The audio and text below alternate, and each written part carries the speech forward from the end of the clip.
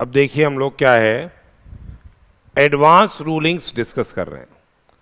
ये एक बहुत ही छोटा सा चैप्टर है। बेसिकली क्या होता है, यदि अपन कोई एक्टिविटी स्टार्ट करना चाह रहे हैं, ठीक है, प्रपोज्ड एक्टिविटी है अपनी, तो अब मेरी क्या लायबिलिटी आ सकती है अगर मैं वो एक्टिविटी करता हूं, क्या जीएसटी की लायबिलिटी आ सकती है। तो इसके लिए मैं एक एप्लीकेशन लगाऊंगा, किसको, एक अथॉरिटी बना रखी है, advance ruling authority.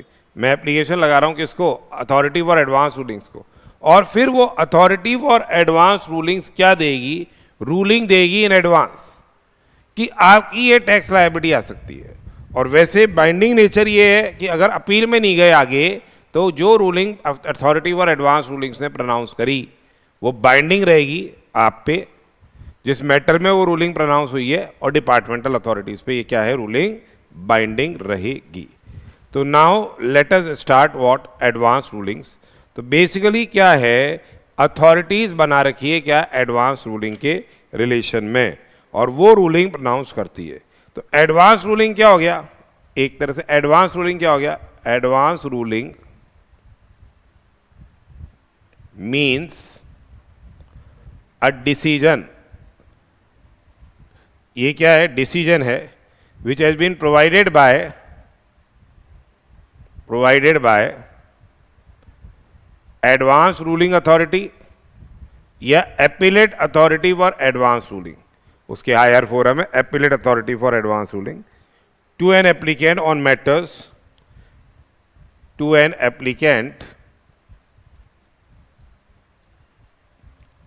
in respect of questions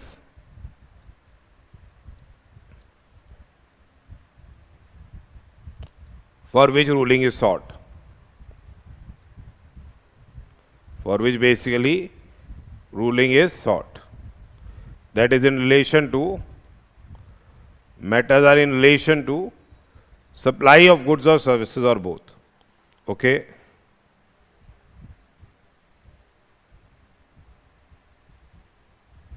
supply of goods or say service or both,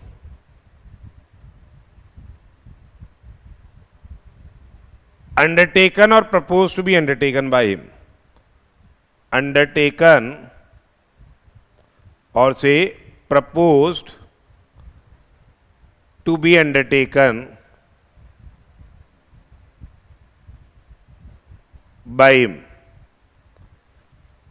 Okay, so that is basically what the advance ruling. Now here, who is an applicant?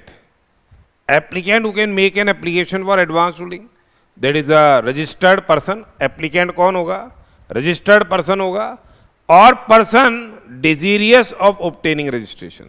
तो ये जरूरी नहीं कि only registered person can make a advance ruling. Advance ruling can be made, application for advance ruling can be made by whom, the registered person or the person desirous of obtaining the registration. ठीक है, अब किस matters में किन questions की आप raise कर सकते हो किसके समक्ष, एडवांस रूलिंग अथॉरिटी के समक्ष।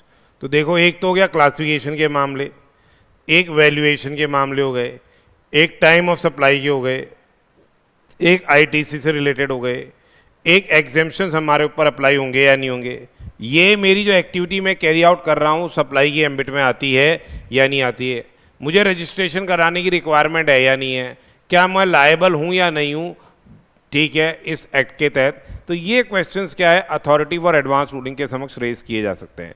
कौन कौन से मैटर्स जो हैं, कौन कौन से क्वेश्चंस आप रेज कर सकते हो, एक तो क्लासिफिकेशन के मामले हो गए, नोटिएशन की applicability of notification issued under the act, time and value of supply के मामले हो गए, आईटीसी से रिलेटेड मामले हो गए, ठीक है, डिटर्मिनेशन ऑफ लायबिलिटी टू पे टैक्स, रजिस्ट्रेशन से रिलेटेड मामले हो गए, whether any particular thing done by the applicant in respect of supply, in respect of any goods और सर्विस रिजल्ट्स इन सप्लाई और नॉट।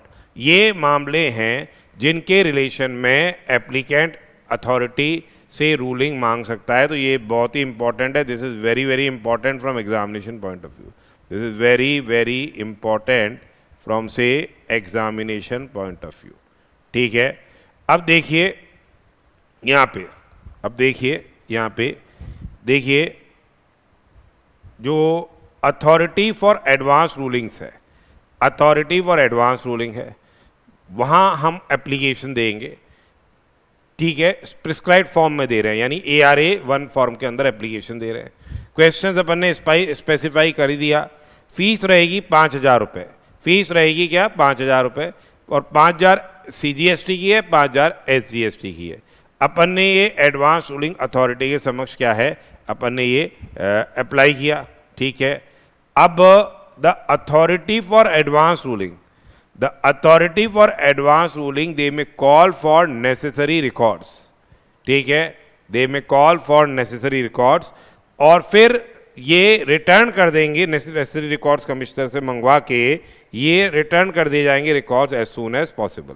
अब या तो अथॉरिटी फॉर एडवांस रूलिंग क्या करेगी, आपकी एप्लीकेशन को एक्सेप्ट करेगी या आपकी एप्लीकेशन को रिजेक्ट करेगी।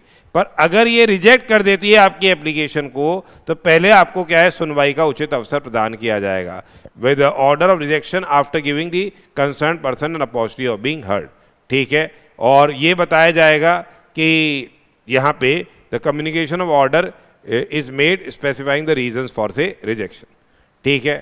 अब कब ये रिजेक्ट हो रही है, यदि द केस इज पेंडिंग या डिसाइडेड एट एडजुडिकेटर लेवल तब रिजेक्ट हो रही है, या केस इज पेंडिंग या डिसाइडेड एट अपीलेट लेवल तब ये रिजेक्ट हो रही है।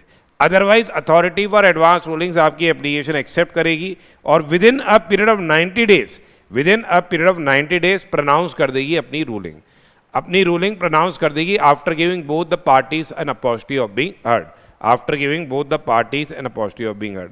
हो सकता है जो authority for advance ruling differ करे किसी क्वेश्चन पे, ओपिनियन अलग अलग आ रही हो जो मेंबर्स हैं अथॉरिटी ऑफ एडवांस रूलिंग के, तो ये मामला appellate authority for advance ruling को रेफरेंस हो जाएगा, ये मामला रेफरेंस में चला जाएगा। रेफरेंस किसको चली जाएगी, appellate authority of advance ruling को चली जाएगी।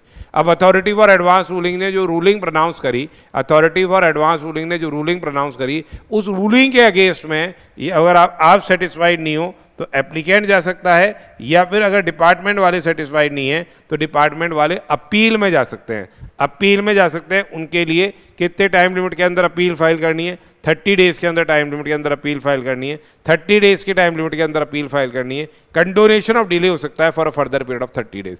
कंडोनेशन ऑफ डिले क्या है, for a further period of से 30 डेज हो सकता है। कंडोनेशन ऑफ डिले क्या है, for a further period of 30 days हो सकता है। किस फॉर्म में अपील जाएगी, ARE02 फॉर्म के अंदर अपील जाएगी जब एप्लीकेंट फाइल कर रहा है, और अगर डिपार्टमेंटल ऑफिसर फाइल कर रहे हैं, अगर डिपार्टमेंटल ऑफिसर फाइल कर रहे हैं तो फिर ARE3 फॉर्म के अंदर क्या है, ये अपील जा रही है। फीस कितनी है, 10,000 रुपये। डिपार्टमेंट वालों को तो कोई फीस नहीं देनी पड़ती, पर एप्लीकेंट को फीस देनी पड़ेगी 10,000 रुपये तो CGST में और 10,000 रुपये क्या SGST के अंदर। अब अपीलेट अथॉरिटी क्या करेगी, अपीलेट अथॉरिटी विल कन्फर्म और से मॉडिफाई द ऑर्डर। ये कन्फर्म कर सकती है या मॉडिफाई कर सकती है ऑर्डर विद इन से 90 डेज ऑफ मेकिंग से order with in 90 days of making reference और से अपील। या तो ये कन्फर्म कर दे या फिर ये क्या है, मॉडिफाई कर दे। दे कैन आइदर कन्फर्म और they can say either modify the order. अगर यहाँ पे डिफरेंस इन ओपिनियन आ गई, यहाँ पे अगर डिफरेंस इन ओपिनियन आ गई तो फिर ये मान लिया जाएगा कि इस केस के अंदर रूलिंग प्रोनाउंस नहीं की जा सकती। अगर डिफरेंस इन ओपिनियन है तो ये मान लिया जाएगा कि इस केस के अंदर क्या है, रूलिंग प्रोनाउंस नहीं की जा सकती है, ठीक है, ये ध्यान में रखिएगा।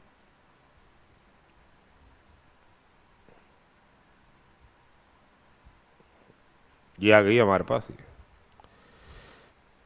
अब जो एडवांस रूलिंग इन्होंने प्रोनाउंस करी, अगर इस ऑर्डर में कोई मिस्टेक हो गई तो जो मिस्टेक है apparent on face of record, चाहे वो मिस्टेक ऑफ फैक्ट हो चाहे मिस्टेक ऑफ लॉ हो, वो सुओ मोटो रेक्टिफाई हो सकती है, या तो सुओ मोटो रेक्टिफाई हो सकती है या application from any party with in 6 months of the order, ठीक है, 6 महीने के अंदर वो रेक्टिफाई किया जा सकता है मिस्टेक। अगर ये जो एडवांस रूलिंग प्रोनाउंस की गई ये बाइंडिंग रहेगी बोथ पार्टीज पे in respect of the matter on which the ruling is pronounced until and unless there is change in law और फैक्ट्स, ठीक है। तो ये रूलिंग बाइंडिंग रहेगी, एप्लीकेंट पे भी रहेगी और डिपार्टमेंटल अथॉरिटीज़ पे भी ये क्या रहेगी, बाइंडिंग रहेगी। And if advance ruling has been obtained by fraud या misrepresentation, advance ruling has been obtained by fraud या मिस रिप्रेजेंटेशन, तो ये क्या हो जाएगी, वॉइड एब इनिशियो हो जाएगी। ये क्या है, वॉइड एब इनिशियो कहलाई जाएगी। ठीक है, जो powers of authority for advance ruling है या appellate authority for advance ruling है, they have the same powers as are vested in civil code. क्या है, डिस्कवरी एंड इंस्पेक्शन का अधिकार है, examining any person on oath, commission जारी कर सकते हैं, compelling the production of books of accounts, and authority के पास they have a power to regulate their own procedure, they have a power to regulate the own procedure. ठीक है, और copy of ruling certified by any certified to be true by any of the members, ruling की जो copy है the same is to be certified by any of to be true by any of the members। so fundamentally ये क्या हो गया, ये अभी अपन ने क्या है, ये एडवांस रूलिंग से रिलेटेड डिस्कशन किया है।